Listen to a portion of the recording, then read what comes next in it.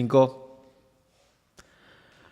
Episodio 1 de Arquitectura Desnuda, el Progressive Design Firm Podcast. Vamos a hablar por qué todo mundo, literalmente todo mundo, debería de considerar comprar una propiedad o una casa off the grid. Y la razón es muy sencilla. No solo significa el no depender activamente de la red eléctrica del país, que básicamente es CFE, sino más bien solucionártelo a ti mismo, sino también es un estilo de vida y por qué si tienes poca lana o poco presupuesto deberías considerar armarte de valor y diseñar tu propia casa y construirla. Y a lo mejor hasta con tus propias manos.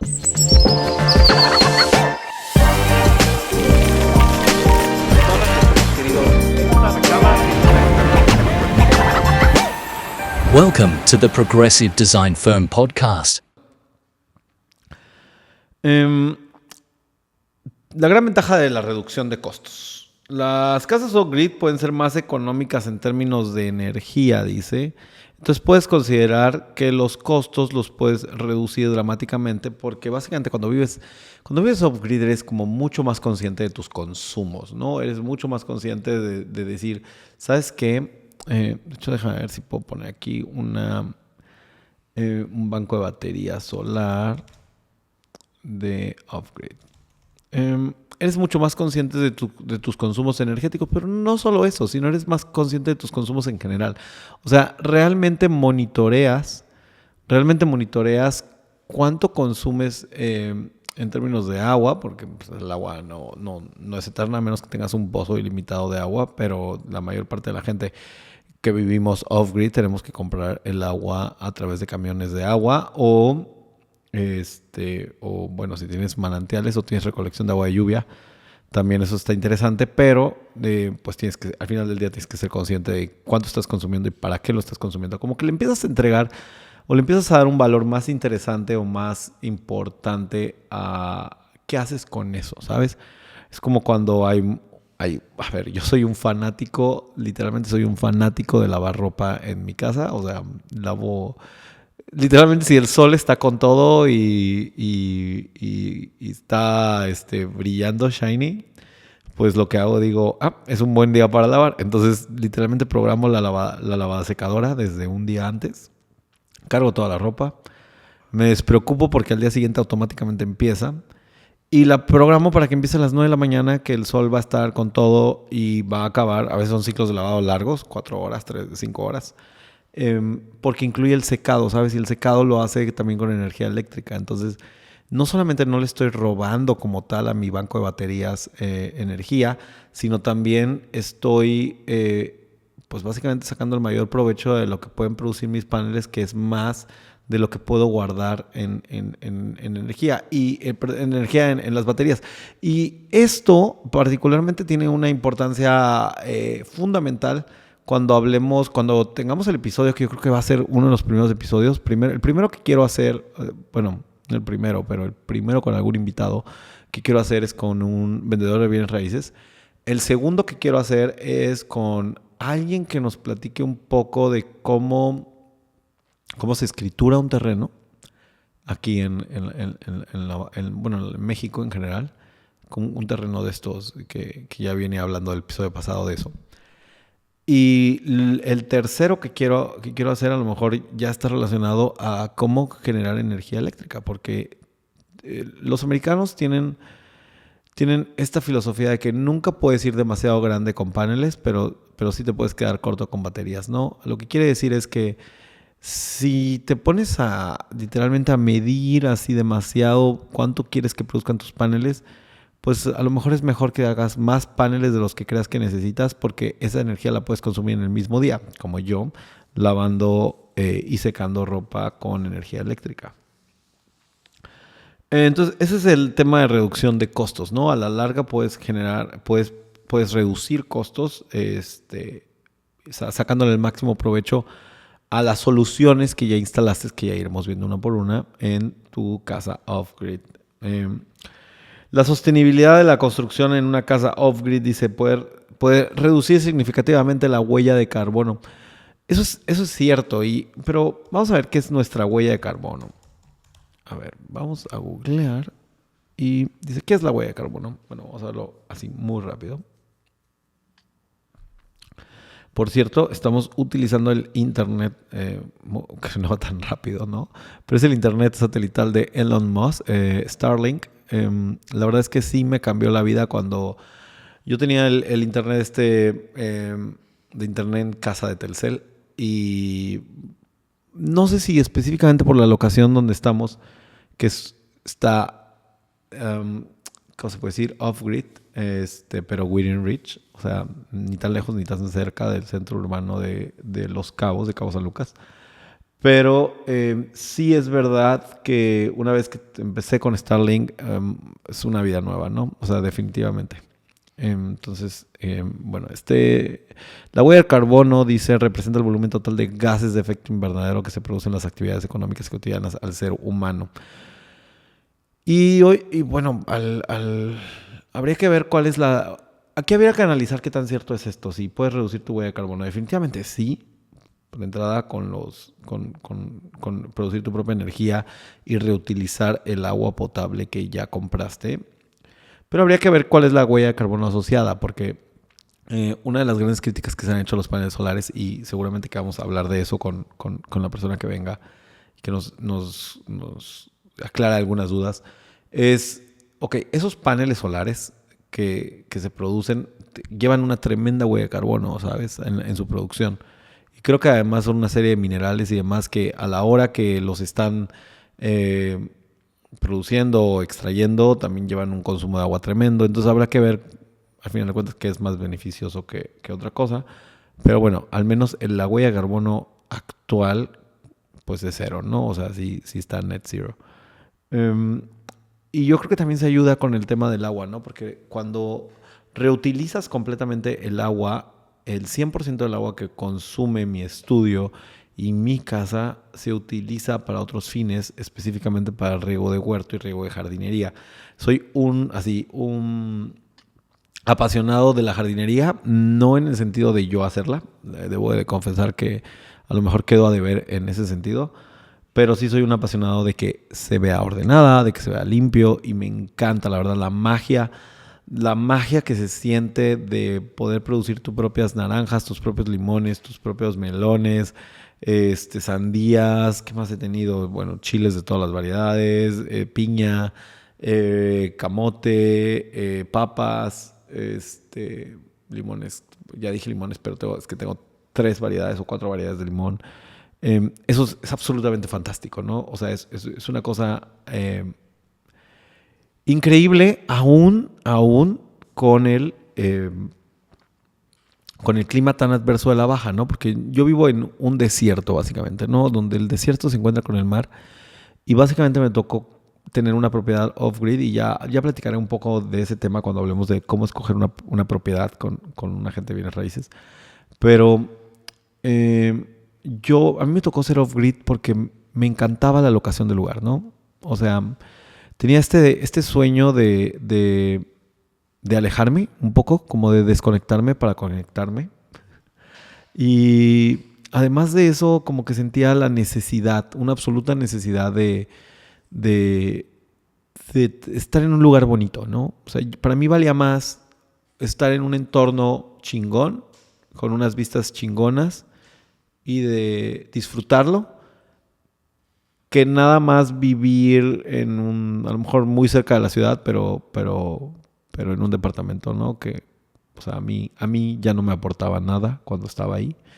No digo que esté mal. Definitivamente hacer una propiedad off-grid viviendo en un complejo de departamentos lo veo bien complicado, no creo que sea posible.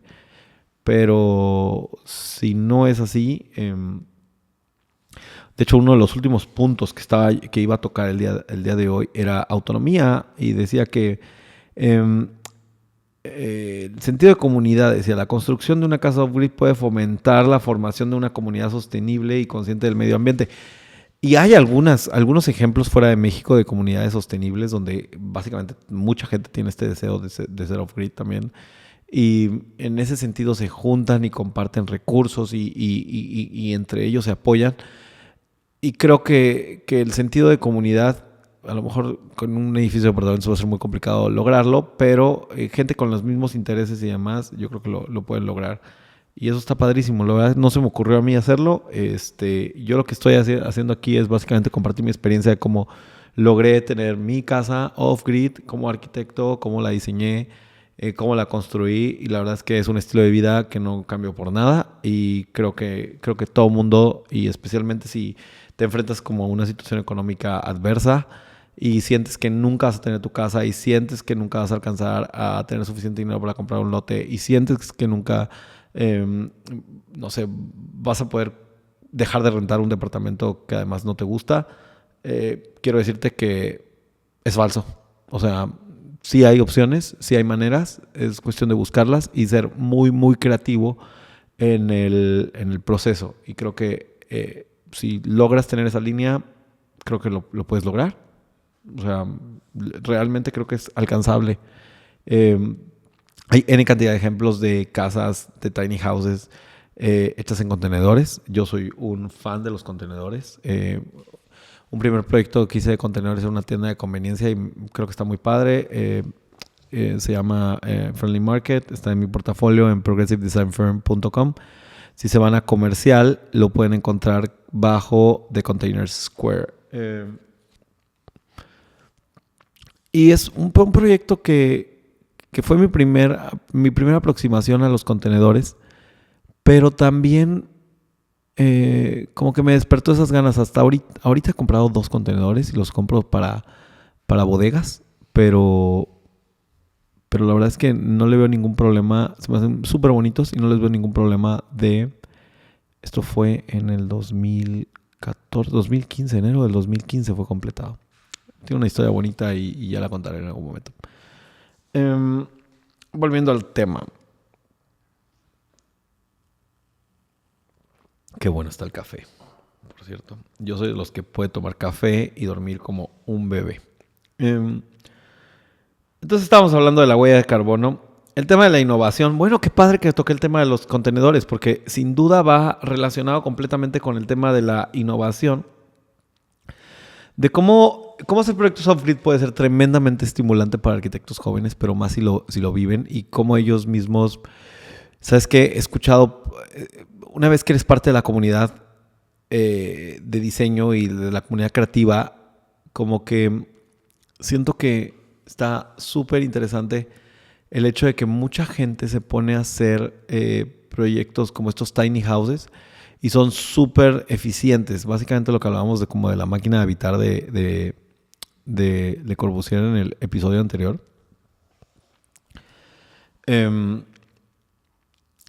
Definitivamente puede ser un desafío tener un proyecto off-grid, pero creo que puede ser, en términos creativos, creo que puede ser muy interesante. Es un viaje, no es definitivamente algo que como que hagas de cero. O sea, no es de que, mañana ya me mudo a mi casa off-grid. No, es un trabajo tremendo, pero es con esta finalidad de... Mira, estoy viendo algunas imágenes en Google, de hecho, y todas reflejan esto que decía, ¿no? De desconectar. O sea, pones off-grid y todas te reflejan esto de desconectarte para conectarte. Y como puras mujeres haciendo yoga son lo principal que aparece aquí. Pero sí es un poco eso, ¿no? Ese contacto con la naturaleza es súper bonito, pero para disfrutarlo realmente tiene que ser sostenible y básicamente de eso se trata este podcast, ¿no? De ayudar a la gente a ver cuáles son las soluciones que se pueden implementar para ser creativos con los espacios, para hacer una vivienda diferente, contemporánea, pero que no te cueste tu tranquilidad ni tu paz mental, ¿no? De eso va.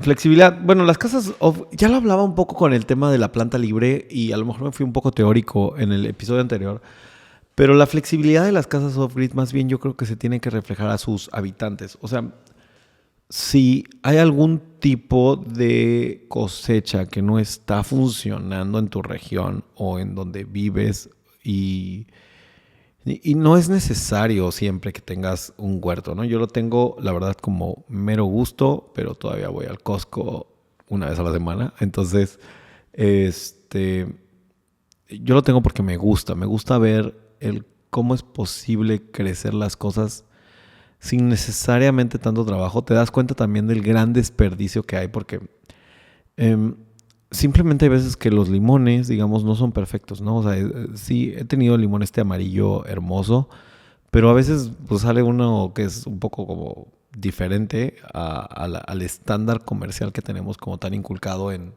en los supermercados. Entonces un día agarré uno y al principio cuando primero sembraba, pues como que lo agarré y los tiraba, ¿no? Los desechaba, porque los veía feos y decía, ¿sabes qué? El que está feo, pues que se vaya para la composta directo. Pero hace poco, particularmente, yo llevé uno de los limones a la cocina, lo lavé y todo, y era feo. Pero lo corté y por dentro era exactamente igual de bello que cualquier otro limón y igual tenía jugo y demás. Entonces, te das cuenta cómo a veces por la portada podemos desperdiciar demasiado y te hace pensar cuánto material. O sea, yo sé que mucho de las cosechas se dividen en calidades y de hecho te lo dicen, ¿no? Hay calidad de exportación, que es como la número 1, la que va destinada a Estados Unidos. Y luego hay una calidad nacional que está destinada, no sé, para ciertos supermercados dentro de México. Y luego tienes otra calidad que está media, que va para otro tipo de supermercados. Y la baja se va, digamos que a lo más barato, o al mayoreo, o a lo que no se va a ver tras bambalinas en las cocinas. Entonces, uno de mis objetivos aquí es no solo invitar a alguien que ya siembra y a nivel comercial y siembra bastante en el desierto, que es la de Baja California, sino quiero que nos cuente un poco como ese proceso de cómo es la siembra, de cómo se enfrenta a las condiciones climáticas de la Baja Península, cuáles son los retos, porque este contacto con la naturaleza viene con cosas buenas y cosas malas. Hoy de hecho, hace una semana, Juan Pablo, que los que vean el podcast en video, lo van a ver que anda siempre en las cámaras. Juan Pablo, hace una semana, no sé, fuimos a cenar o fuimos a un evento aquí, no muy lejos de nuestro estudio. Y había una serpiente cascabel afuera, ¿no?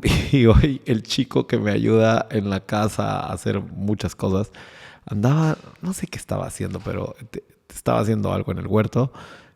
Y me manda un mensaje por WhatsApp y me dice, ¿sabes qué? Hay una víbora aquí. Y ya, bueno, salimos Juan Pablo y yo. Juan Pablo, obviamente yo pues soy más de sacarlas de la propiedad y Juan Pablo es más de esta filosofía de no las molestes. Él de verdad que vive más el concepto de contacto con la naturaleza que yo. Y yo, ¿y dónde está la víbora? No, pues corrió. Entonces no tenemos ni idea, pero justo hoy había una víbora de cascabel aquí en nuestro huerto. Regresando al tema, hablaba de que sí quiero tener un invitado específicamente que nos cuente de esos retos y de esas conexiones con la naturaleza. Decía que parte de los retos son, sin duda, en un lugar como Los Cabos, pues los huracanes, ¿no? Y cuando llegan, cómo te destruyen tu cosecha, ¿no? Es bien sabido que si hay un huracán y que tenemos posibilidad de huracán cada año, pues la cosecha va a valer, ¿no? Y sobre todo si tienes esta filosofía de que realmente quieres cosechar tus propias cosas, pues haces N cantidad de cosas para protegerlo, ¿no? Yo, por ejemplo, nosotros tenemos vientos predominantes, o sea, absolutamente predominantes del poniente, y tenemos un microclima. Sin duda hay un microclima en esta zona donde está nuestro estudio y mi casa, que hay vientos muy, muy fuertes, o sea, tan fuertes que literalmente te mueven y cuando vas caminando o demás, ¿no? Entonces, la casa está diseñada de tal manera que el huerto no está en el poniente de la casa, ¿no? Entonces, la misma casa protege la zona donde está el huerto y tiene una pérgola para que le dé un medio sol y tenemos digamos, una especie de macetas donde tenemos los cultivos levantados unos 30 centímetros del suelo, con una cama de grava para que drene correctamente, con una composta que nosotros hicimos. Entonces, uno de los episodios sin duda tiene que ser cómo se cosecha en la Baja Península o en condiciones adversas. Cómo se puede cosechar con bajo presupuesto también, ¿sabes? O sea, cómo todo mundo podría ser capaz de crecer algo, porque yo tengo cero experiencia, debo decir que tengo cero experiencia en esto. Bueno, ahora tengo un año de experiencia, ¿no? Pero antes de ello tenía cero experiencia y literalmente, o sea, había la temporada en la que se dieron los melones, había más melones de los que una persona podría consumir o una familia podía consumir. O sea, la gente que trabaja conmigo se llevaba melones a su casa. Y cuando hubo sandías, también hubo más sandías de las que eran necesarias y demás. Entonces, ¿cómo es? La verdad que es súper fácil y literalmente es increíble que lo podrías hacer en una maceta en tu balcón, en tu departamento. O sea, eso me parece una cosa increíble. Si estoy proponiendo, digamos, el tema de una arquitectura sostenible o sustentable, off-grid, alejada de la gente, digamos, de los colectivos, pero no desde el punto de vista ermitaño, ¿no? Sino alejada también más mentalmente que emocionalmente, ¿no? O sea, como poner una distancia de yo quiero vivir un estilo de vida de cierta manera y estoy dispuesto a hacer ciertos sacrificios por ello. Eso también te conlleva a tener cierta independencia financiera, ¿no? Porque si bien los presupuestos son justos, sobre todo hoy en día, ¿no? Todos los que anhelamos tener nuestro propio hogar, pues también es verdad que una vez que más o menos las cosas están andando, pues al final de cuentas, si volteas hacia atrás, pues yo creo que sí te ahorraste una lana en considerar un terreno a lo mejor alejado. Y te ahorraste una lana a lo mejor porque los paneles solares tienen un tiempo de retorno de inversión típicamente de 5 años y tienen 25 años de garantía la mayoría de las marcas. Entonces, más o menos tu sistema de baterías es caro, ¿no? Pero tu sistema de paneles realmente le vas a sacar jugo 20 años más una vez que ya se pagó a sí mismo. Y esto solamente puede conllevar independencia financiera. ¿Independencia financiera para qué quieres independencia financiera? Pues para dedicar tu tiempo a cualquier otra cosa que no sea trabajar por dinero, ¿no? O sea, a veces se trabaja por gusto y puedes trabajar también por, no sé, por proyectos personales o lo que sea, pero creo que es un medio también para alcanzar la independencia financiera, para decir, ¿sabes qué? Esto más o menos funciona por sí mismo y entonces necesito tanto para vivir y después de eso puedo hacer con mi vida lo que yo quiera. Pasar el tiempo con la familia, con los hijos, viajar, ¿no? Porque acuérdate que el concepto de off-grid para la vida moderna, que es algo que yo estoy estableciendo, me gusta que seas, o sea, sí, off-grid, pero within reach, ¿sabes? O sea, yo igual voy a ver a mis clientes todos los días y tengo proyectos que no son off-grid y construyo en las zonas más mamonas de Los Cabos para casotas de millones de dólares o casitas, una remodelación de una terracita, o sea, no pasa nada. Y en ese sentido, pues voy y vengo y cuando regreso me desconecto, ¿no? Y tengo un estudio que precisamente este setting, para aquellos que lo vean en video, lo que pueden ver es que el setting está dirigido hacia un espejo que pretende mostrar pues todo lo que hay atrás, ¿no? O sea, que es mi estudio de diseño, que es un espacio que me inspira, que está diseñado para desconectarte, para sumergirte en espacios de creatividad. Y eso lo puedes hacer cuando tienes más espacio del que necesitas y en un mundo como el del día de hoy, la única manera de tener más espacio del que necesitas con la economía de los millennials o zillennials, la verdad es que es alejarte o ponerte en propiedades no urbanizadas. Ok, vamos a ver, o sea, la reducción de la dependencia de los combustibles fósiles es interesante y habría que... Creo que uno de los temas más interesantes que podemos abarcar en esto es, y que hay que considerar si vas a construir una casa off-grid, es no necesariamente va relacionado, si bien mejoras tu consumo de combustibles fósiles, porque pues básicamente al alejarte te vuelves mucho más eficiente para hacer tus vueltas, digamos. No es que vas y vienes, sino más o menos planeas tu día en torno a ello. Si vas a conectar un Tesla a tu casa off-grid, estás básicamente... vas a necesitar tener un sistema solar y un banco de baterías que es una completa locura. O sea, no es económicamente no es rentable, es mucho más rentable que vayas y cargues tu Tesla en una de estos lugares que están específicamente destinados para ello. Pero no creo que sea económicamente rentable hacer una casa off-grid. Es posible, sin duda es posible. Y podemos hacer esa pregunta cuando venga nuestro experto en energía, que será alguno de los episodios. Pero definitivamente es algo que considerar, ¿no? Y si alguien te está como cotizando un proyecto solar para tu casa off-grid o lo estás pensando tú, el Tesla es importante que lo metas. Creo que el Tesla, el 3, que es el que es el más, digamos, el más común, creo que su banco de baterías es como de 78 kilowatts hora. Déjame ver, Tesla 3. Sí, Model 3 dice. Creo que hay dos versiones y una es de 54. Sí, 57.5 es el kilowatts hora. Mira, qué bien lo recordaba.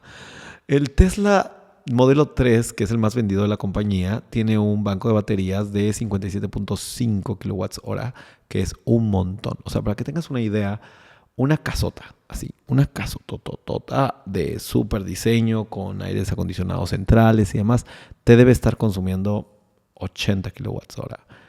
Habrá quien me diga que no, que es mucho más el consumo. La realidad es que si es una casa nueva y si son equipos más o menos nuevos, inverter, 80 kilowatts hora debería funcionar una casa con 5 habitaciones, 5 baños y demás.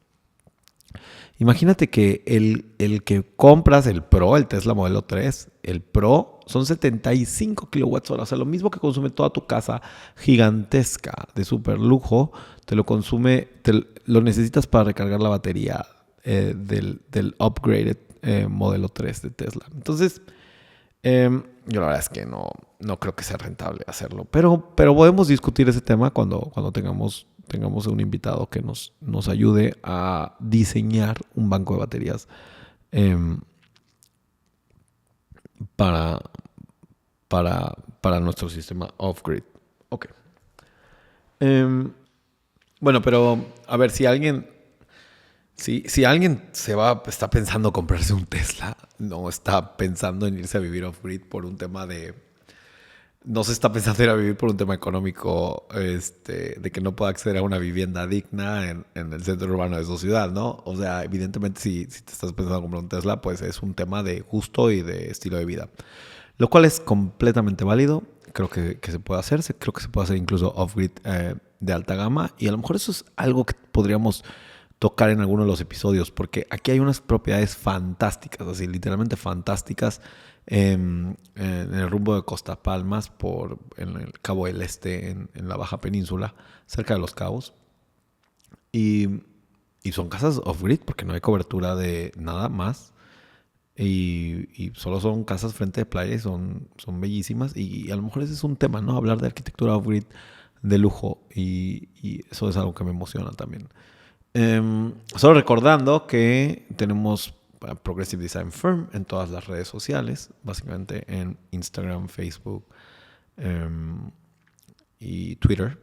Y también el podcast se va a transmitir a través de Amazon Music. Sí, a ver, sóplame. Amazon Music, Spotify, sí, Apple Podcast y también en YouTube. Nuestro canal es Progressive Design Firm. Sería padrísimo que si les gusta el episodio, les gustaría hacer alguna pregunta, algún comentario, alguna sugerencia de episodio, también nos lo comenten y se suscriban al canal, por favor, que creo que es como súper importante para que no nos cancelen el presupuesto del podcast. Y bueno.